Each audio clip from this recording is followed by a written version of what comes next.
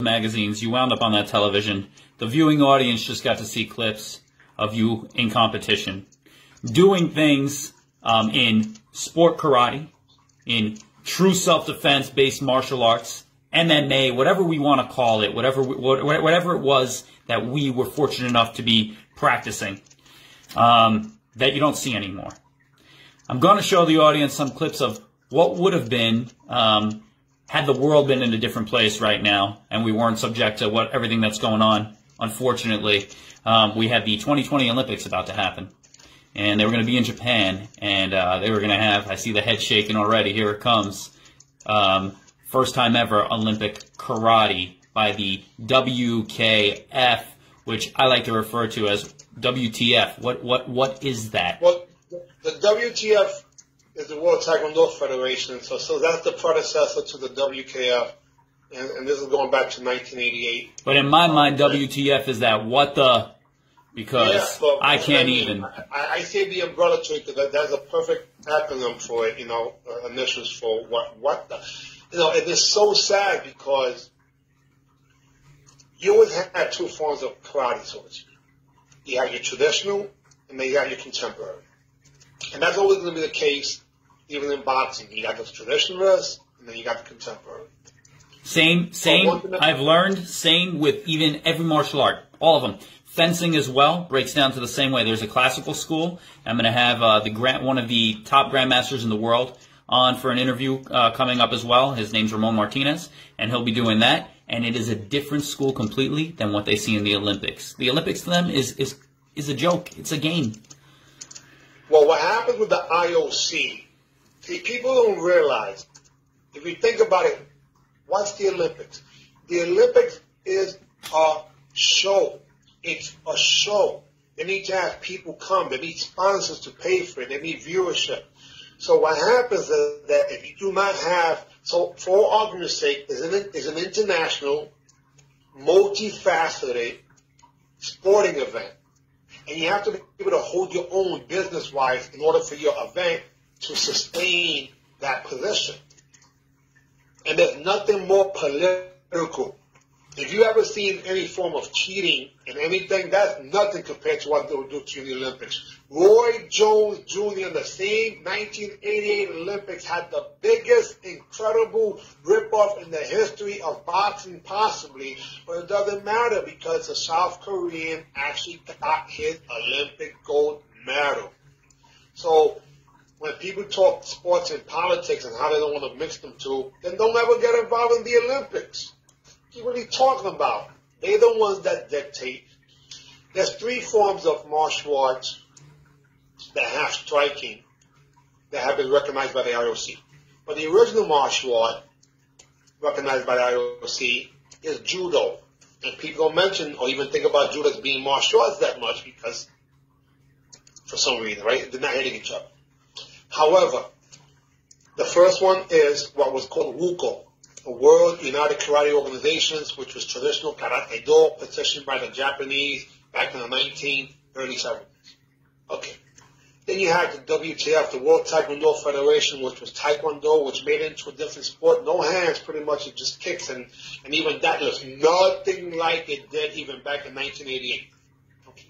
Now there's one more group that's considered kickboxers. And kickboxers is the equivalent to the contemporary sport karate guys, as we call ourselves sport karate. Right. But the word entitled sport karate really goes to the WKF fighters. They're doing sport/point karate because that's who the Japanese, what they petition.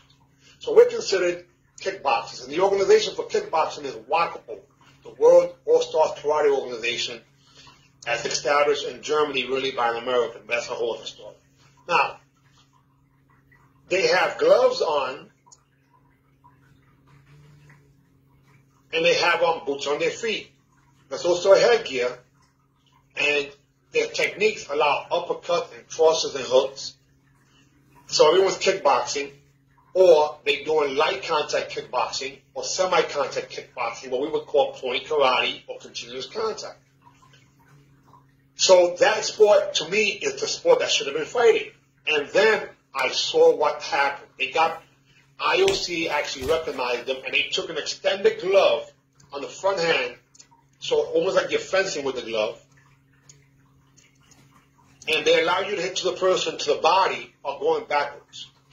So in other words, defensively, how to use this glove to protect yourself. So I look at the WKF, I look at the WTF, and I look at WACO. Or it should be probably called WACO, because it's pretty whack. Right? And it breaks my heart, because people really think that that's martial arts. Well, and also, when people ask me about what I do, what I did, what I learned, and I discuss the format of competitive sparring, or even the in-school sparring, that's what they associate.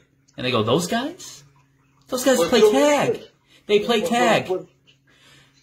And so then we spar, and they realize I don't play tag because I wasn't taught to play tag. No, because any way you put it, you still have to get home safe. That's right. The only goal of a martial arts instructor is to empower his or her students to make the right decisions, meaning awareness, to get home safe. That's it. Everything else is what we do. But why we do it is to get them home safe. And the number one takeaway from everything we ever learned technique-wise was this big one. And we always go back to it. And even when I see former instructors from Fontanez Karate, we all talk about the same thing, whether we're watching a boxing match, whether we're watching any combat sport. The best block in the world was always not being there. In your highlight reel that I post, it's right there. Not being there. Using angles to set people up. Not ever having to throw a kick to win a match. And we don't see any of that. It's necessary. And when it comes down to it, there's different levels of that.